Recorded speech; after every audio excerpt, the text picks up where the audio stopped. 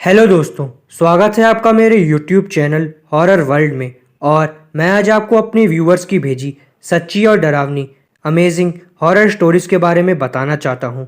आगे की स्टोरीज मैं अपने व्यूअर्स के ही पॉइंट ऑफ व्यू से कंटिन्यू करूँगा। तो दोस्तों स्टार्ट करते हैं।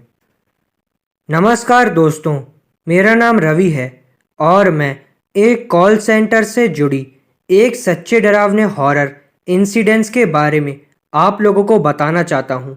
दोस्तों, शाजापुर शहर में शांति कुंज नाम का कॉल सेंटर था। इस कॉल सेंटर में शहर के कई युवक और युवतियाँ, सफाई कर्मचारी, अन्य कर्मचारी काम किया करते थे। इस कॉल सेंटर में बहुत सारी प्रोसेस थी, जैसे कि मोबाइल के प्रश्नों के उत्तर के लिए, ऑनलाइन फूड ऑर्डर के बारे में प्रश्न उत्तर के लिए, सिम कार्ड संबंधित जानकारी के लिए और भी बहुत सारे काम इस कॉल सेंटर पे किए जाते थे। सबसे आखिरी शिफ्ट रात के 8 बजे से सुबह के 9 बजे की होती थी। उसके बाद कोई भी काम नहीं किया करता था। अगर किसी का काम अधूरा रह गया हो तो वो कल सुबह जल्दी आकर काम कर लेता था, लेकिन रात को नहीं रुकता था। शाम को 7 बजे के बाद इस कॉल सेंटर के नाम की तरह चारों ओर शांति का वातावरण छा जाया करता था। ये शांति का वातावरण एक साथ ही पूरे वातावरण को शांति में भर देता।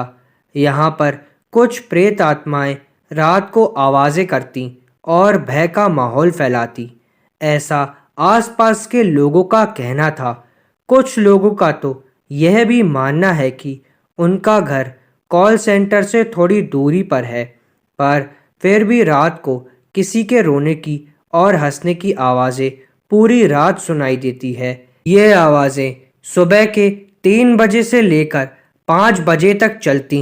कॉल सेंटर के कुछ कर्मचारी तो 6 बजे के बाद से ही डरना शुरू कर देते। ठीक 8 बजे सारा कॉल सेंटर खाली हो जाता। सिक्योरिटी गार्ड भी रात को नहीं रुकते थे। उनकी ड्यूटी सुबह से शाम तक की ही होती थी। रात की शिफ्ट ना होने के कारण इस कॉल सेंटर को काफ़ी नुकसान होने लगा। काम लगातार बढ़ने लगा और नौबत यहाँ तक आ गई कि इस कॉल सेंटर के मालिक ने अपना बिजनेस बेचकर किसी और व्यक्ति को दे दिया। उस व्यक्ति का नाम था मनोज कुमार। मनोज कुमार को पुराने मालिक पूरे स्टाफ ने बताया था कि वह रात की शिफ्ट ना रखें, लेकिन मनोज कुमार ने उनकी एक नहीं सुनी। मनोज कुमार भूत प्रेत पर विश्वास नहीं करते थे। उन्होंने कुछ कर्मचारियों और युवकों को रात की शिफ्ट में काम करने के लिए दुगनी तनख्वाह देने का वादा किया। दुगनी तनख्वाह की लालच में कुछ कर्मचारी और युवक काम करने के लिए मान गए।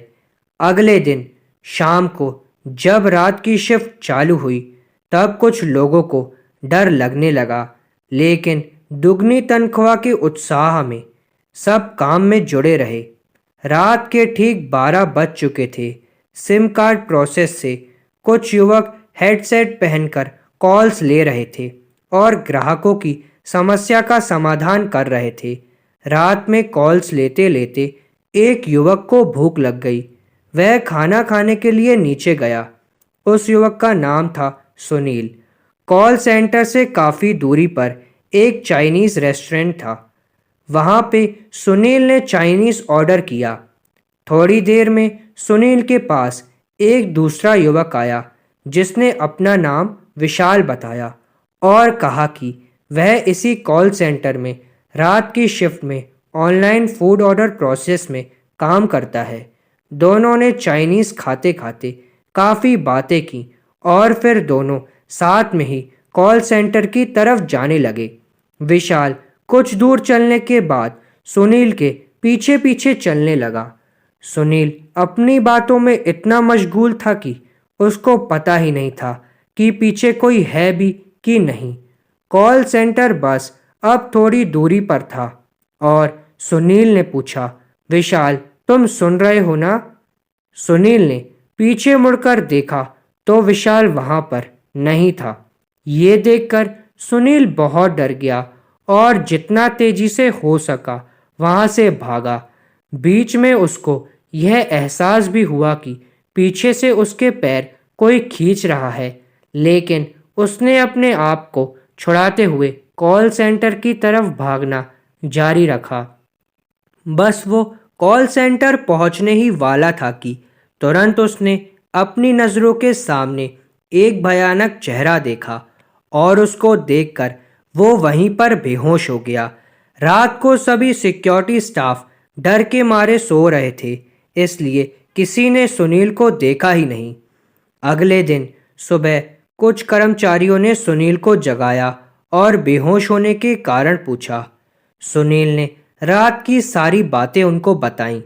मनोज कुमार के अलावा सबको यकीन हुआ, लेकिन मनोज कुमार ने कहा, बेटा ये सब एक भ्रम है, तुम्हारे मन में जरूर कोई बुरा ख्याल आया होगा, इसीलिए तुम्हें ऐसा लग रहा है। रात की ये घटना के बाद सुनील की तबीयत इतनी खराब हो गई कि उसको अस्पताल में भर्ती कराना पड़ा। उसके दूसरे दिन फिर कुछ ऐसा ही डरावना होने वाला था।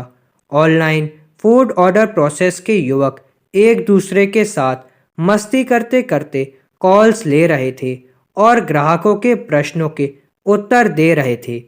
रात के ठीक 2 बजे समीर नाम का एक युवक वॉशरूम जाने के लिए अपनी जगह से खड़ा हुआ और वॉशरूम की ओर आगे बढ़ा। समीर जैसे ही वॉशरूम में गया, अचानक वहां की बत्ती बुझ गई।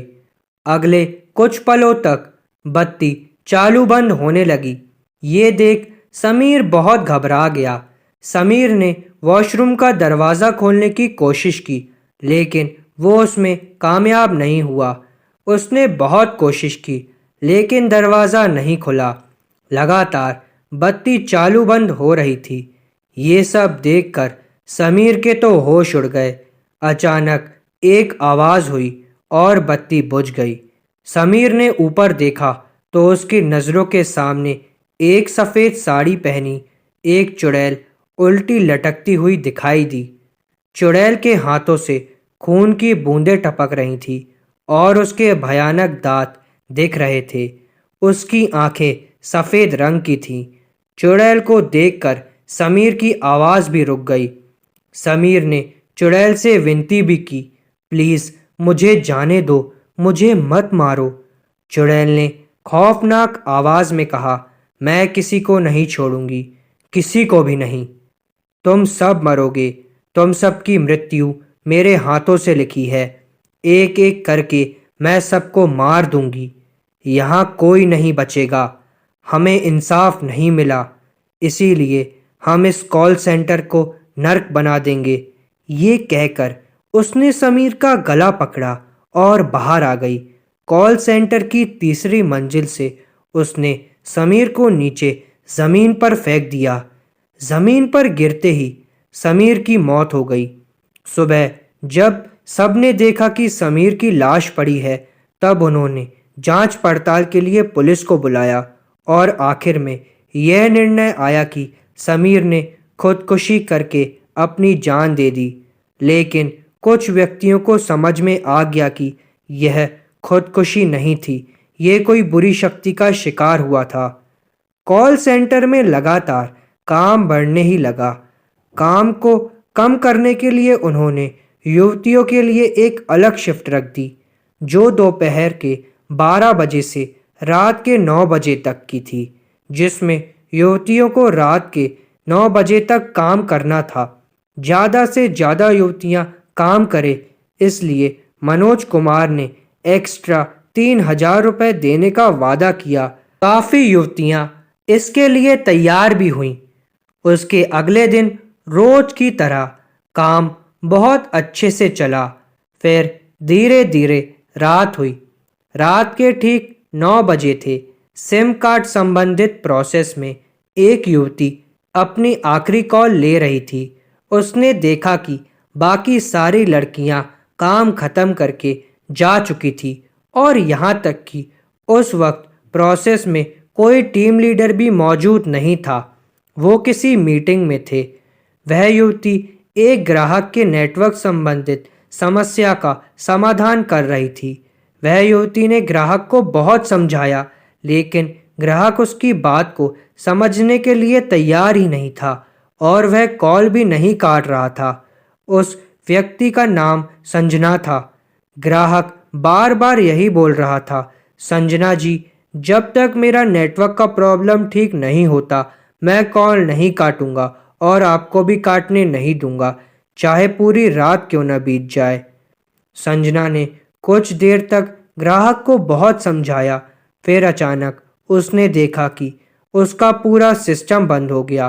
पूरे प्रोसेस की बत्ती बुझ गई और चारों तरफ बस अंधेरा ही अंधेरा छाया। ये देख संजना बहुत डर गई और उसके हाथ पैर कांपने लगे। उसकी सांस फूल गई और धड़कनें तेज हो गईं। उसने देखा कि बत्ती हर थोड़ी देर में चालू बंद होने लगी और कुछ समय के बाद पूरी तरीके से बंद हो गई और फिर से चारों ओर अंधेरा छा गया। डरावनी आवाजें आने लगी।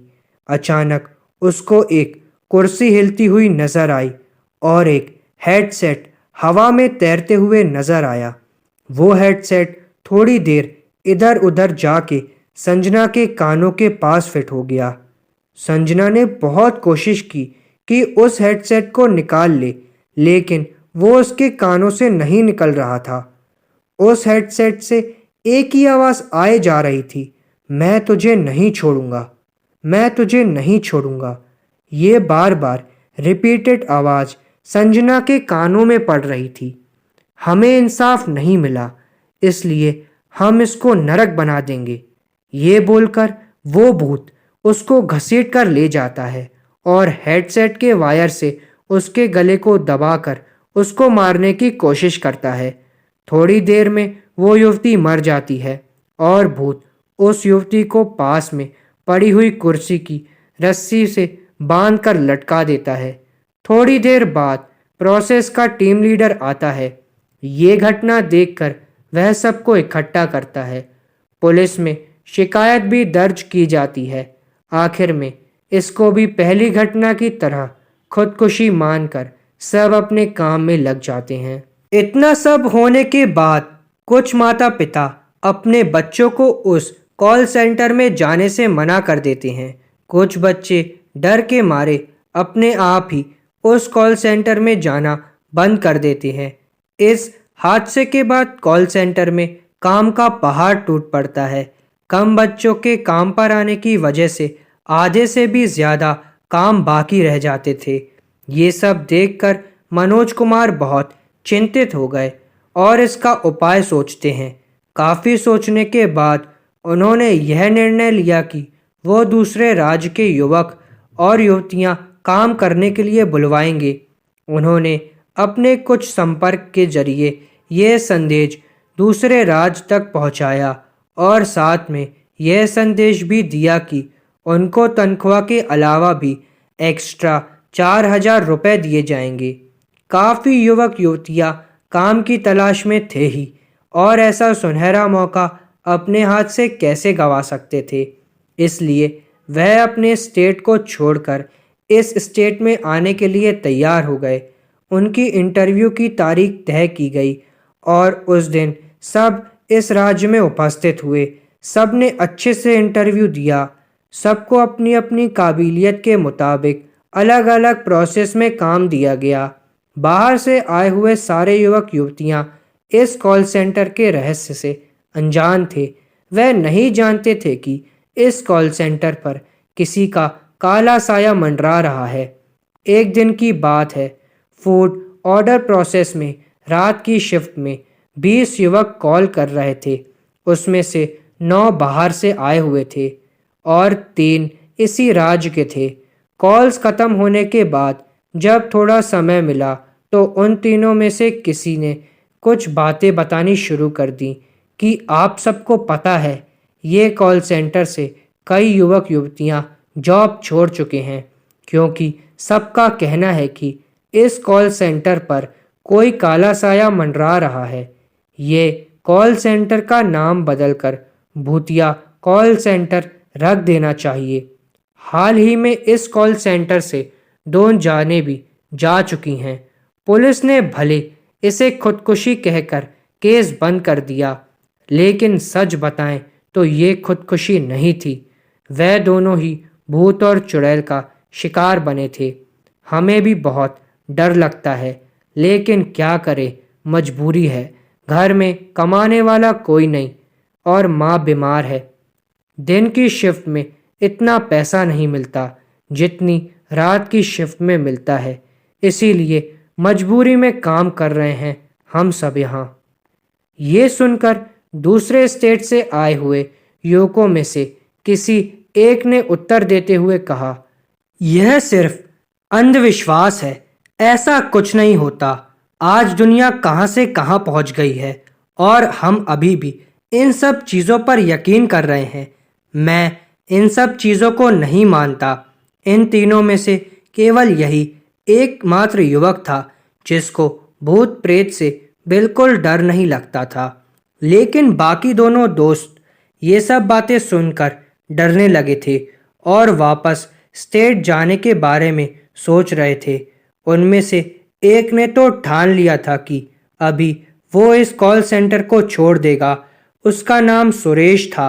बाकी दो दोस्तों ने उसको बहुत समझाया, लेकिन उसने किसी की बात नहीं सुनी और वो भागते भागते नीचे जाने लगा। जब वो सीढ़ी से नीचे उतर ही रहा था, तभी उसने महसूस किया कि जैसे मानो कोई उसके पैर पकड़कर उसको रोक रहा हो। उसने आसपास भी देखा, मगर कोई नहीं था। घबराते हुए वो नीचे पहुंचा। इतनी रात हो जाने की वजह से शायद उसको कोई व्हीकल भी नहीं मिल रहा था। 3 मिनट के बाद एक बाइक सवार आता हुआ उसको दिखा। बाइक सवार उसको देखकर ही रुक गया और पूछने लगा, आपको कहाँ जाना है? मुझे रेलवे स्टेशन तक जाना है, सुरेश ने कहा। कृपया आप वहाँ तक मुझे छोड़ देंगे क्या? सुरेश ने उत्तर देते हुए बोला। बाइक सवार ने सुरेश को लिफ्ट दी और बाइक चलाना शुरू कर दिया। थोड़ी देर बाद सुरेश ने देखा कि बाइक सवार तो अदृश्य हो गया और बाइक अपने आप ही चले जा रही है। सुरेश बहुत डर गया और जोरों से चिल्लाने लगा कि बाइक रोको, मुझे बचाओ। थोड़ी देर के बाद एक घटादार पेड़ के नीचे आकर बाइक खुद ब खुद रुक गई। सुरेश जैसे ही बाइक से नीचे उतरा, तुरंत उसे अजीब अजीब आवाज़ें सुनाई देने लगीं। सुरेश ने महसूस किया कि कोई शक्ति उसको ऊपर उठाने की कोशिश कर रही है और उसको जोरों से खींच रही है। सुरेश इतना डर गया था कि उसकी आवाज़ भी रुक गई थी। सुरेश डर के मारे बहुत कांपने लगा और पूरी तरीके से घबरा गया। उसने अपने आसपास देखा तो वहां पर कोई नहीं था, बस चारों ओर अंधेरा ही अंधेरा छाया था। सुरेश को उस बुरी शक्ति ने ऊपर उठाया और जोरों से नीचे फेंका। जब उसने अपनी आंखें ऊपर की तो उसने क्या देखा? पेड़ के ऊपर की डाली से एक चुड़ैल उल्टी लटकती हुई दिखाई दी। उसके दोनों हाथों से खून के रंग बह रहे थे। चुड़ैल ने दोनों हाथों से सुरेश का गला पकड़ा और उसको ऊपर पेड़ पर लटका दिया। पेड़ की एक डाली पर उसको बिठाकर फिर वो वापस गायब हो गई। सुरेश ने अपनी पास में जो देखा वो वहाँ कोई नहीं था। फिर अचानक उसे हवा में उड़ता हुआ एक कंकाल और दिखाई दिया जो उसके पास आए जा रहा था। उस कंकाल ने उसका गला पकड़ा। सुरेश ने बहुत कोशिश की, लेकिन वो अपने आप को नहीं छुड़वा पाया। आखिरकार वह हिम्मत करके पेड़ के नीचे कूद गया और तेजी से भागने लगा। थोड़ी देर भागने के बाद वो शांत हो गया। आसपास कोई नहीं था उसके, ऐसा उसको एहसास हुआ। वह मन ही मन चैन की सांसें ले रहा था, लेकिन शायद उसकी यह सांसें ज्यादा देर तक उसका साथ नहीं देने वाली थी। सुरेश ने महसूस किया कि उसके दोनों पैर किसी ने पकड़ लिए हैं। उसने आसपास देखा तो कोई भी नहीं था। फिर उसने दोबारा अपने पैरों को देखा तो उसके होश उड़ गए।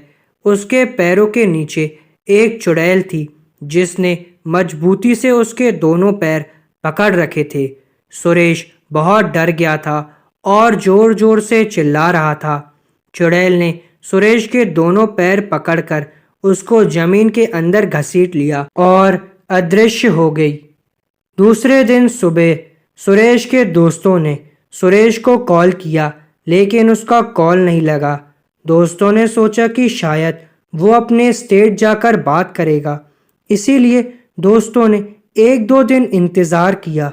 इतना इंतज़ार करने के बाद भी सुरेश का कोई भी कॉल ना आने पर दोस्तों को चिंता हुई और उन्होंने सुरेश के मम्मी पापा को कॉल किया।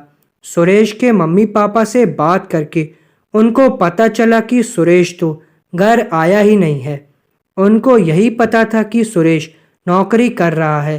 सब पता लगाने के बाद आखिरकार दोनों दोस्तों ने पुलिस स्टेशन जाकर सुरेश के लापता होने की शिकायत दर्ज कराई। पुलिस ने कॉल सेंटर के आसपास देखा, हर जगह जांच पड़ताल की, लेकिन सुरेश को नहीं ढूंढ पाए। सुरेश के दोस्तों को शक हुआ कि ज़रूर कुछ हुआ होगा, इसीलिए वो दोनों एक बाबा के पास गए और इसका समाधान पूछा। बाबा ने बरसों पुरानी एक कहानी उनको सुनाई। आज से बहुत साल पहले इस कॉल सेंटर में कई युवक युवतियां काम किया करते थे। सब मन लगाकर काम करते थे, लेकिन कॉल सेंटर का प्रबंधक बहुत क्रूर था। उसका नाम दैत्य था। वो अपने कर्मचारियों को अक्सर देरी से तनख्वाह देता था और कुछ कर्मचारियों को तो उसने काफ़ी महीनों से पेमेंट भी नहीं दी थी। हर बार वह दूसरे महीने दे देगा कहकर बात को टाल देता था और उनसे कई गुना ज़्यादा काम करा लेता। उसी कॉल सेंटर में विजय और विनीता नाम के दो सच्चे दोस्त भी काम करते थे।